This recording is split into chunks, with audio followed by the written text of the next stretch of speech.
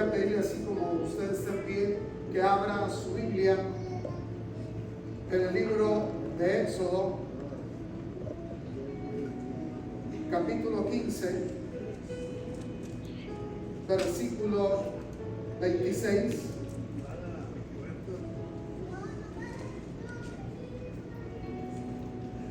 Y el libro del profeta Isaías, capítulo 53, versículo 5.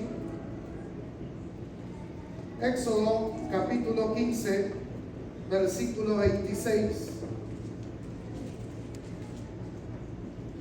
Isaías, capítulo 53, versículo 5. Si usted ya lo tiene, dice la palabra del Señor de la siguiente manera. Y dijo: si oyeres atentamente la voz de Jehová tu Dios, e hicieres lo recto delante de sus ojos, y dieres oído a sus mandamientos, y guardares todos sus estatutos, ninguna enfermedad de las que envié a los egipcios te enviaré a ti, porque yo soy Jehová tu sanador. Isaías capítulo 53, versículo 5. Mas él herido fue por nuestras rebeliones, molido por nuestros pecados. El castigo de nuestra paz fue sobre él, y por sus llagas somos curados. Incline su rostro, hermano, vamos a orar al Señor en esta hora. Bendito Padre Celestial, en esta hora, Señor, estamos delante de tu presencia y te rogamos, Señor, que hables a nuestro corazón por medio de tu palabra. Que tu palabra sea viva y eficaz. Que tu palabra penetre a cada vida y a cada corazón. Ayúdanos, Señor, para ser oidores y hacedores de tu palabra, en el nombre de Jesús. Amén. Pueden ocupar sus lugares en esta hora. En una ocasión, una persona se enfermó. Entonces la esposa le dijo que fuera al médico, y este consintió en acudir al médico, cosa que hizo a la mayor brevedad posible. Después de haber sido atendido por el doctor, pasó a la farmacia a comprar la medicina. Cuando llegó a su casa, arrojó los medicamentos a la basura, y su esposa le preguntó: ¿por qué en lugar de tomártelos tiras los medicamentos a la basura? Este hombre le respondió: fui a consultar al médico porque el doctor tiene que vivir de eso. Fui a la farmacia y compré la medicina porque el farmacéutico tiene que vivir de eso. Y yo no tomo las medicinas porque no tengo que vivir de eso. Este hombre no confiaba en la ciencia médica, pero el pueblo de Dios tiene muchas razones para creer, para confiar en la sanidad divina. Creemos nosotros en un Dios que está interesado en nuestro dolor, que se interesa por el sufrimiento por el que nosotros pasamos, y que ha hecho provisión para sanarnos cuando nosotros estamos enfermos. En Egipto, los israelitas vivieron como esclavos por 430 años. No se tiene conocimiento que los esclavos se les tuviera alguna consideración. Los grandes imperios en la actualidad se construyeron, se levantaron con la mano de obra gratuita de hombres que fueron tomados como esclavos. Los israelitas habían sido objeto de un trato muy cruel en Egipto. El faraón decretó despiadadas medidas para arruinar, para destruir al pueblo de Israel, las cuales consistían en matar a los niños recién nacidos, de acuerdo a lo que nos dice la palabra del Señor en el libro de Éxodo, en el capítulo 1, versículo 9 al versículo 12 y versículo 22. Leamos lo que la palabra de Dios nos dice. He aquí, el pueblo de los hijos de Israel es mayor y más fuerte que nosotros. Ahora pues, seamos sabios para con él, para que no sea que se multiplique y acontezca que viniendo la guerra, él también se una a nuestros enemigos, pelee contra nosotros y se vaya. Entonces pusieron comisarios de tributos que los molestasen en sus cargas. Edificaron para Faraón las ciudades de Pitón y Remeses, pero cuanto más los oprimían, tanto más se multiplicaban y crecían, de manera que los egipcios les temían a los hijos de Israel. El pueblo de Dios, el pueblo de Israel en Egipto estaba siendo terriblemente oprimido, pero a pesar de la oposición, a pesar de la opresión, el pueblo seguía creciendo al grado de que sus opresores tenían miedo, tenían temor de ellos. Pero finalmente Faraón tomó una decisión cruel, una decisión despiadada. El versículo 21 dice: entonces Faraón mandó a todo su pueblo diciendo: echad al río a todo hijo recién nacido y preservarle la vida a las niñas. Todo niño varón recién nacido, inmediatamente al nacer se dio orden de que se le diera muerte, que se le echara al río, solamente que preservaran la vida de las niñas. Cuando salieron de Egipto y cruzaron el Mar Rojo, anduvieron por el desierto camino de 3 días sin hallar agua para beber. Imagínense la situación que el pueblo de Israel había comenzado a vivir. Ahora estaban libres, pero estaban en un desierto que posteriormente la Escritura nos dice, un desierto grande y espantoso. Dice: caminaron 3 días sin hallar agua en un desierto bajo un tremendo sol. Imagínense que por 3 días, aquí donde nosotros vivimos, usted no pueda encontrar agua para beber. Usted no pueda beber agua.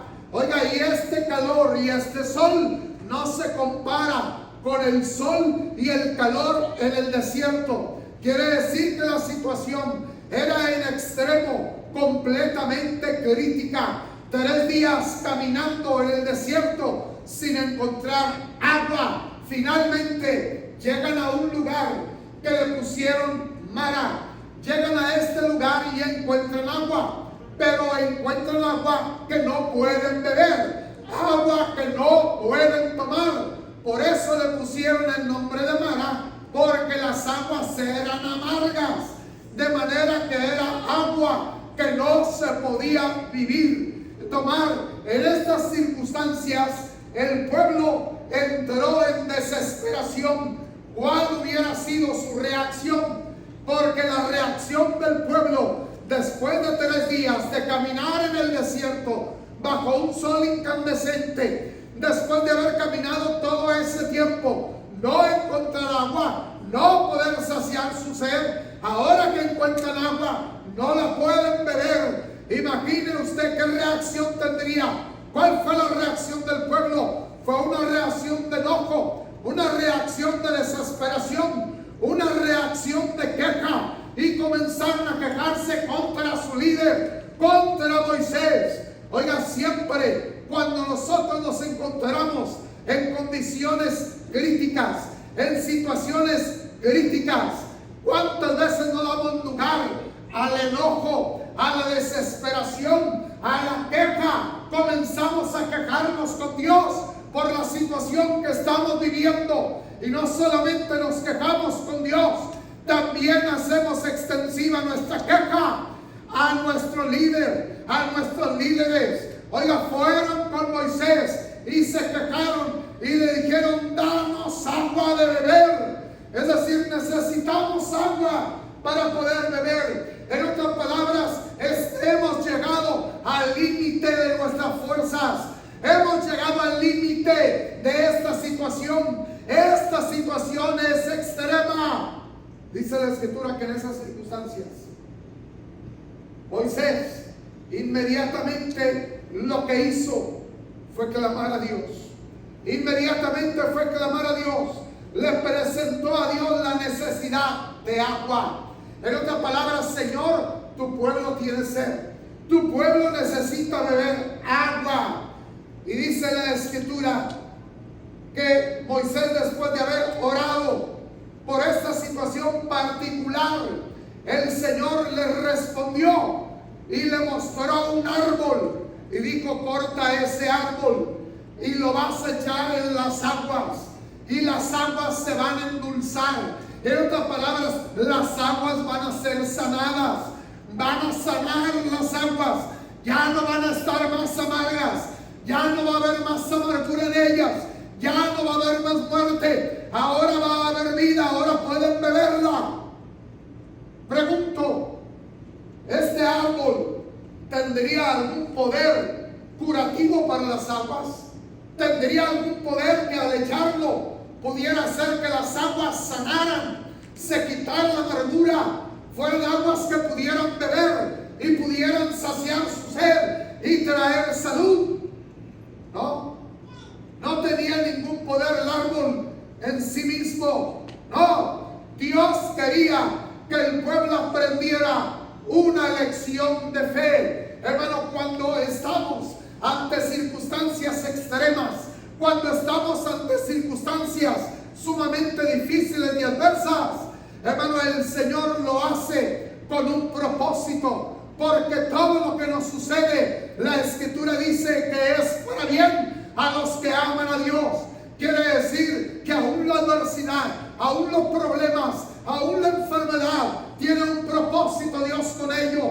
Dios de alguna manera está tratando con nosotros y está tratando de que nosotros podamos crecer nuestra fe en Él. Oiga, el Señor muchas veces nos permite solamente para poder hacer crecer nuestra fe, para que nuestra fe sea más fuerte, para que nuestra fe sea más firme, para darnos una lección de fe. Oiga, a través de este suceso, el Señor puso a prueba la fe de su pueblo. La fe del pueblo de Israel estaba siendo probada.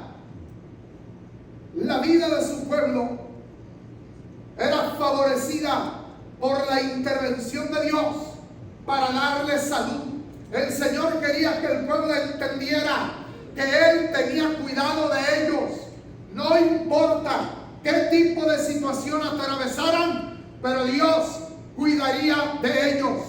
Dios los sacó de Egipto, pero no para que murieran en el desierto. Los sacó de Egipto porque Él había prometido darles la tierra de Canaán por heredad, y Él estaba dispuesto a cumplir su promesa. Ahora el pueblo tenía que comprender que durante todo el trayecto y el camino hacia la tierra prometida había que confiar en Dios, había que creer en Él, que Él supliría cada necesidad que ellos tuvieran, ya fuera que necesitaran agua, que necesitaran alimento o que necesitaran salud. Oiga, en medio de esa circunstancia, el pueblo tenía que aprender una lección de fe. Dios encauzó la crisis de tal manera que fue la ocasión para hacer una de las más hermosas y compasivas promesas. Yo soy Jehová, tu sanador. Hermano, después de la crisis, esta crisis, Dios la encauzó. ¿Para qué usó Dios esta crisis? Para darles una nueva revelación de lo que Él era para su pueblo. Las crisis por las que atravesamos en nuestra vida, Dios las usa para revelarse de una manera mejor a nosotros, para que nosotros tengamos una mejor comprensión de lo que Dios es y de lo que Él está dispuesto a hacer por nosotros. De manera que en medio de esta crisis tuvieron una nueva revelación de Dios. Dios era su sanador, que así como sanó las aguas amargas de Mara, así el Señor puede sanar cualquier dolencia y enfermedad de su cuerpo. Recién habían visto milagros portentosos que produjeron la destrucción de Egipto para que fuera liberado el pueblo de Israel. Dice la Escritura que los mismos egipcios le dijeron a Faraón: ya deja ir esta gente, ya deja ir esta gente. ¿Hasta cuándo van a ser por lazo, Moisés, a nosotros? Deja ir esta gente. ¿No ves que el país está destruido? Hermano, había sido destruido el país. Dios había intervenido para liberar a su pueblo, para que Faraón los dejara salir. De manera que Dios manifestó su poder, su gloria, para que ellos fueran libres. ¿Acaso Dios no podía ejercer su poder para proporcionar agua al pueblo? El Dios que los sacó de Egipto, el Dios que había destruido a Faraón en el Mar Rojo, ¿no tendría ahora el poder de proporcionarles agua para saciar la sed de ellos? Claro que sí. En otras palabras, cuando estamos en medio de una crisis, de una circunstancia negativa, adversa, que nosotros no sabemos cómo resolverla, es entonces que tenemos que aprender que hay que depender de Dios, que Dios es el único que nos puede ayudar. Pero ¿cuántas veces pensamos: Dios podrá sacarnos adelante? Dios nos podrá librar de esta situación en que estamos. Mira el pasado, mira el principio, cuando Dios por primera vez obró en tu vida, se reveló en tu vida, cómo Él se manifestó, qué milagro realizó. Porque ese Dios que te sacó de Egipto, ese Dios que te sacó del pecado, ese Dios que te ha cuidado y te ha sostenido y te ha traído hasta hoy, en la crisis presente en que estás, tiene el poder de sacarte de ella con victoria. Él solamente quiere llevarte a un nivel más elevado, quiere llevarte a un mejor conocimiento de la grandeza y de la gloria de Dios. Oiga, por eso tenemos que confiar en Dios, tenemos que seguir confiando en Dios. Desde luego que Dios tiene el poder. Dios probó al pueblo para conocer el corazón del pueblo.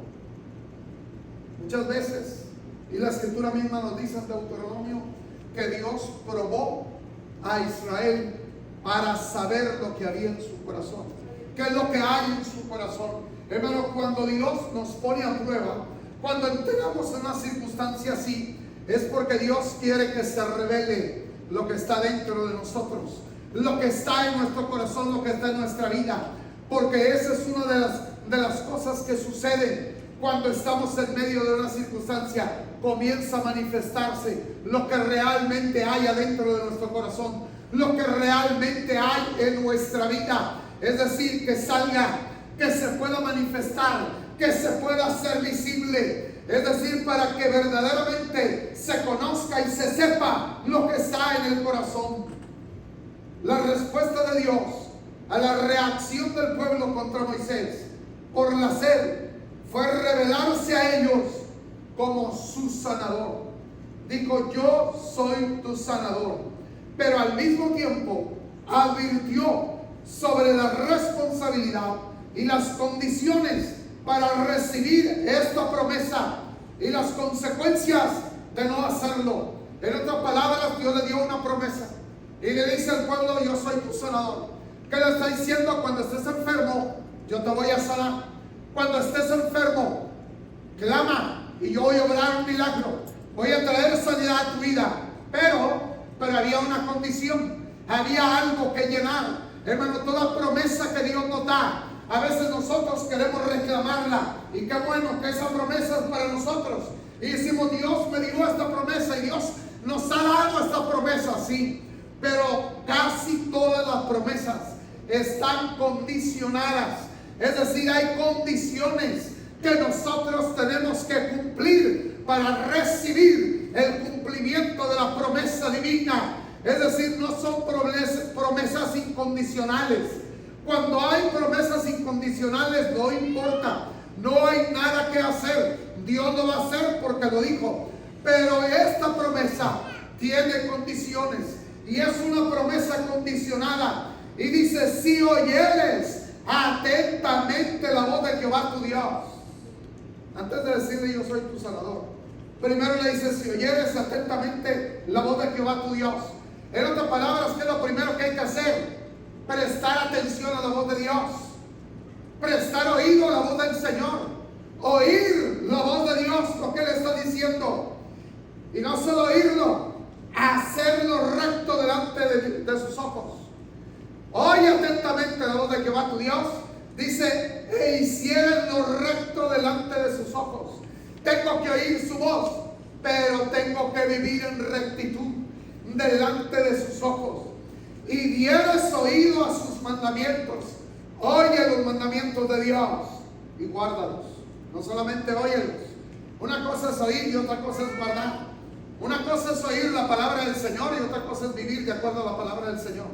Una cosa es oír lo que Dios dice en su palabra y otra cosa es que yo viva y camine de acuerdo a su palabra. Son dos cosas muy diferentes. No solamente hay que oír, sino hay que vivir de acuerdo a los mandamientos, guardar todos sus mandamientos y estatutos. Y entonces dice, después de haber cumplido con estas condiciones, ninguna enfermedad de las que envié a los egipcios te enviaré a ti. Ninguna enfermedad de la que tuviste que cayó sobre los egipcios va a venir sobre ti, no va a llegar. No va a venir sobre ti. Dice, porque yo soy Jehová, tu sanador. En otras palabras, yo soy tu sanador. Él es nuestro sanador. Pero tenemos que guardar las condiciones que Dios nos da. Israel disfrutó el cumplimiento de esta bendita promesa. Y el salmista expresó, bendice alma mía a Jehová y no olvides ninguno de sus beneficios, porque Él es el que sana todas tus dolencias. Oiga, qué maravilloso es disfrutar de esta maravillosa promesa y bendición de Dios. Cada día se descubren nuevas enfermedades y cada día se escuchan en los noticieros nuevas y devastadoras epidemias. Oiga, cada día salen constantes enfermedades.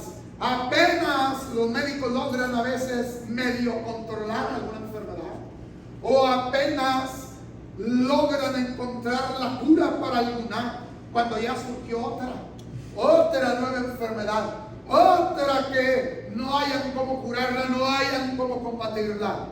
La enfermedad, sin duda, es una de las que más dolor causa al género humano. Afecta a niños y afecta a adultos. Oiga, tanto los niños como los adultos se enferman. Dios en su sabiduría tenía en cuenta este problema humano y prometió que daría una solución a este problema. Este es algo maravilloso. El Señor prometió traer sanidad. El Señor se revela como nuestro Salvador, como nuestro sanador. Dios conoce nuestra situación. El Señor conoce nuestro dolor. Y el Señor está interesado en nuestro bienestar. Hay veces que pensamos que solo Dios se interesa en mi bienestar espiritual. Dios se interesa en tu bienestar espiritual y se interesa en tu bienestar físico. Dios está interesado en todo lo que tiene que ver contigo, en todo lo que tiene que ver con tu vida, por todo lo que tú pasas, por todo lo que tú atraviesas. Por eso es que el Señor, conociendo el dolor que produce, el dolor que provoca las enfermedades, tanto en niños como en adultos, el Señor hizo una promesa y dice, yo soy Jehová, tu sanador. Quiere decir que el Señor conoce el dolor humano y en su voluntad el Señor está dispuesto a traer sanidad, a traer consuelo, a traer fortaleza, a obrar sanidad de nuestro cuerpo. Esta revelación grandiosa fue una gran noticia para Israel. Imagínense, caminando en el desierto, con tantos problemas y tantas cosas adversas, enfrentándose a la tremenda naturaleza, como la Escritura misma la describe, un desierto grande y espantoso. Enfrentarse a la naturaleza, tener que vencer todos esos desafíos, Aparte de eso, ¿de dónde poder realmente encontrar cura cuando alguien se enfermara? Oiga, pero el Señor dice: yo soy tu sanador. Yo soy tu sanador. En otras palabras, aquí estoy yo para traer salud a tu cuerpo. Aquí estoy yo para traer sanidad. Es decir, en medio de ese desierto, en medio de esa situación que vivían, el Señor promete y le dice: yo soy tu sanador. Yo voy a ser tu médico. Siempre estaré aquí para ti. Siempre estaré para sanarte. La promesa de Jehová como sanador no fue exclusiva del pueblo de Israel, sino que también lo es para la iglesia.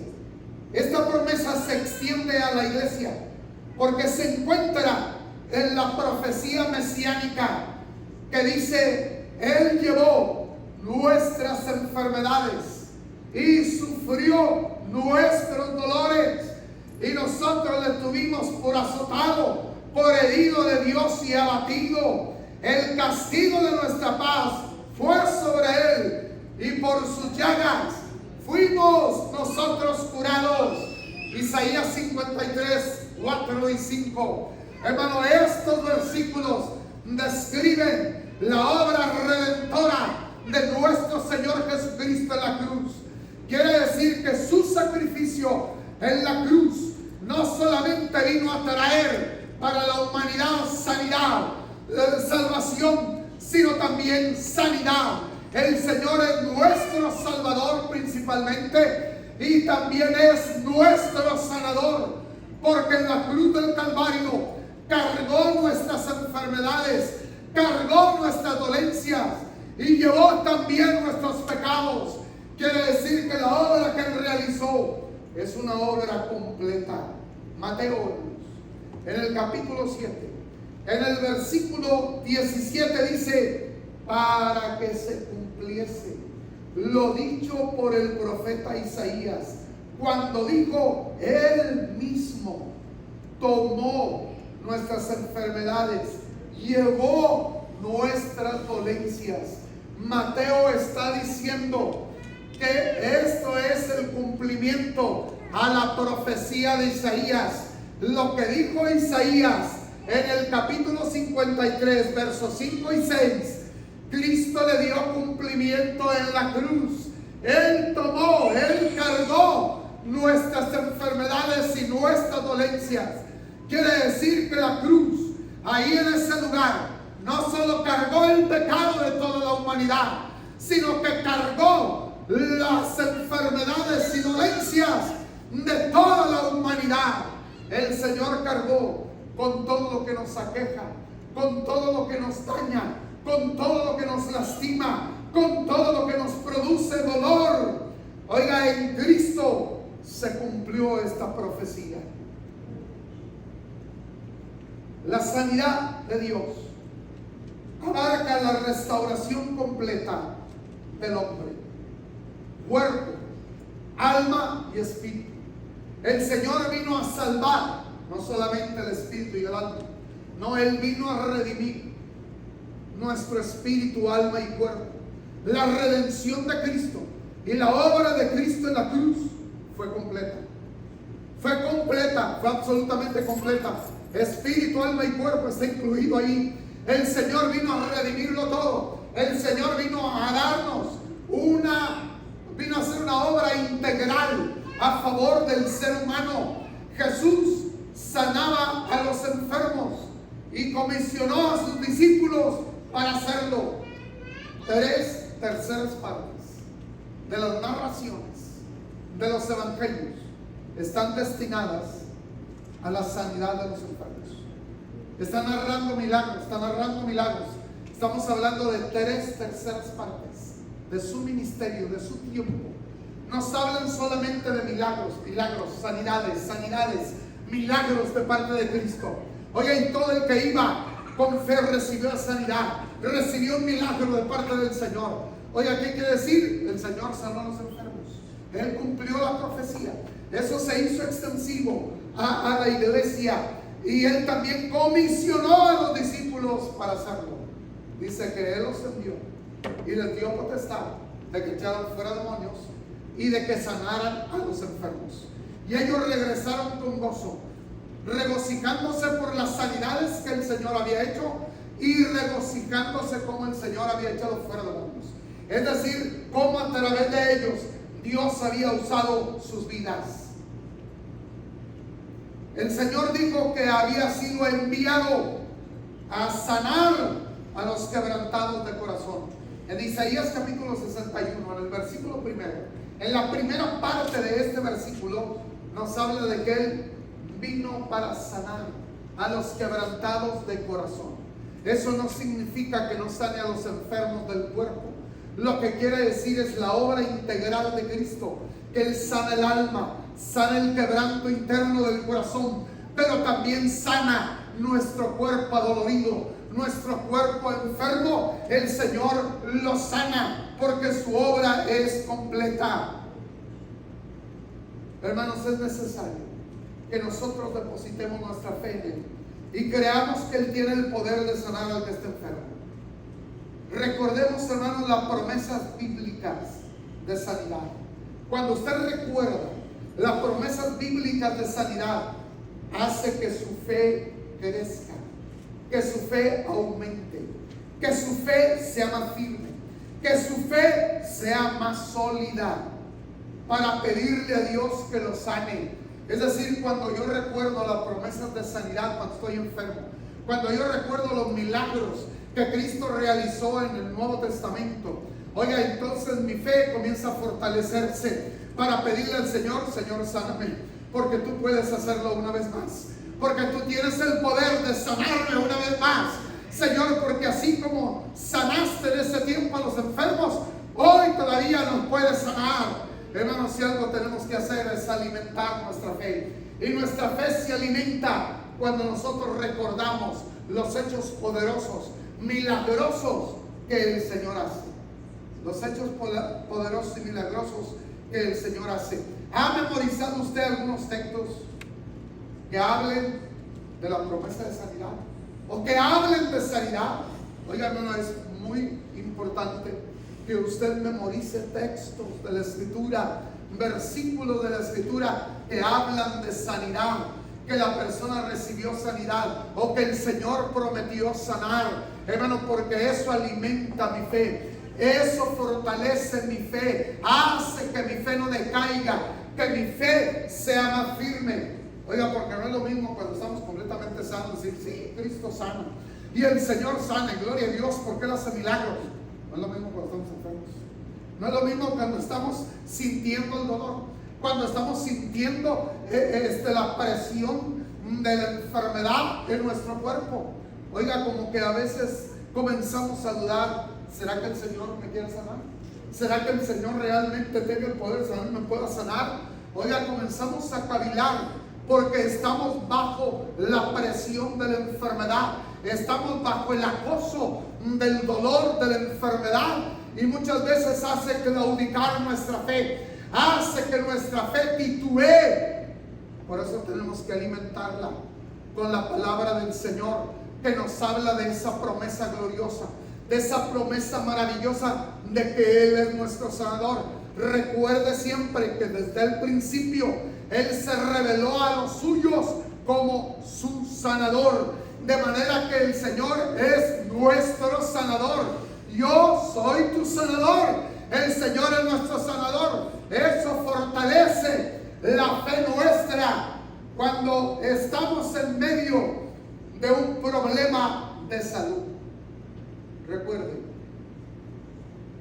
lo que el Señor ha hecho, los milagros que el Señor realizó. Recuerde que la sanidad es el resultado de la obra expiatoria de Cristo.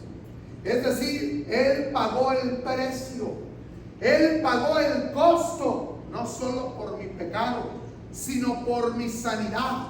Porque a veces enfocamos solamente nuestra atención a que en la cruz pagó el precio de mi pecado, y eso es cierto, pero no solamente pagó el precio de mis pecados, pagó el precio también de mis enfermedades, pagó el precio de mi sanidad, porque la Escritura dice: por sus llagas por sus heridas somos nosotros curados.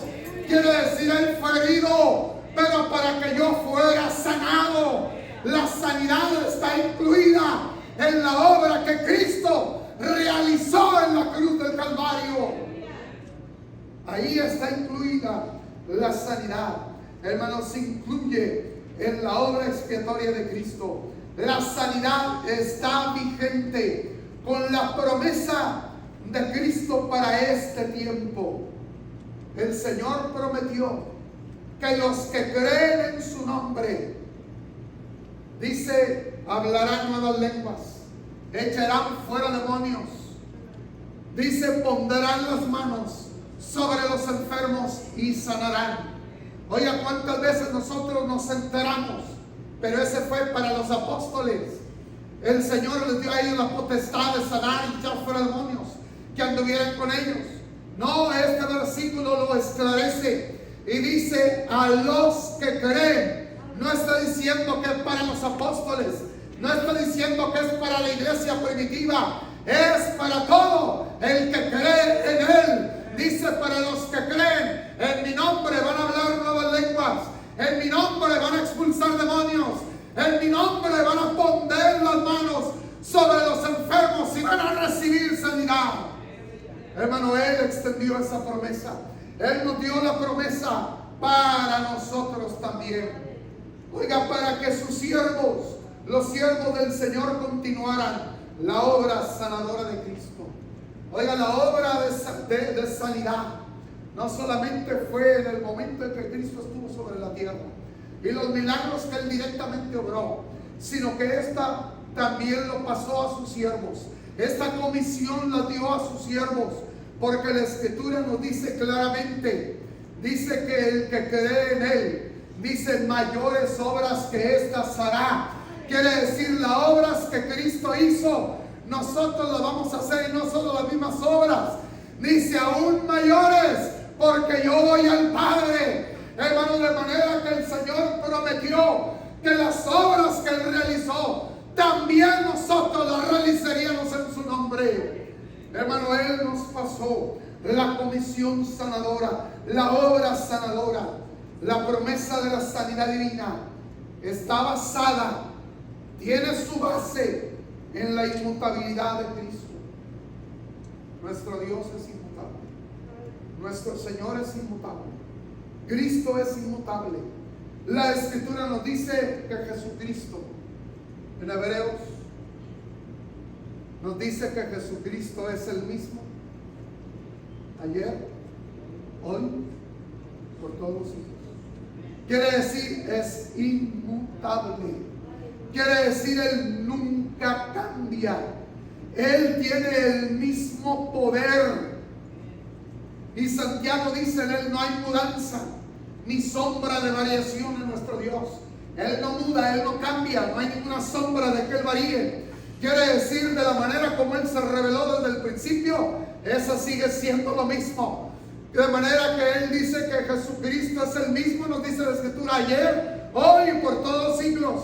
Lo que hizo ayer lo hace hoy, y lo que hace hoy lo va a seguir haciendo mañana.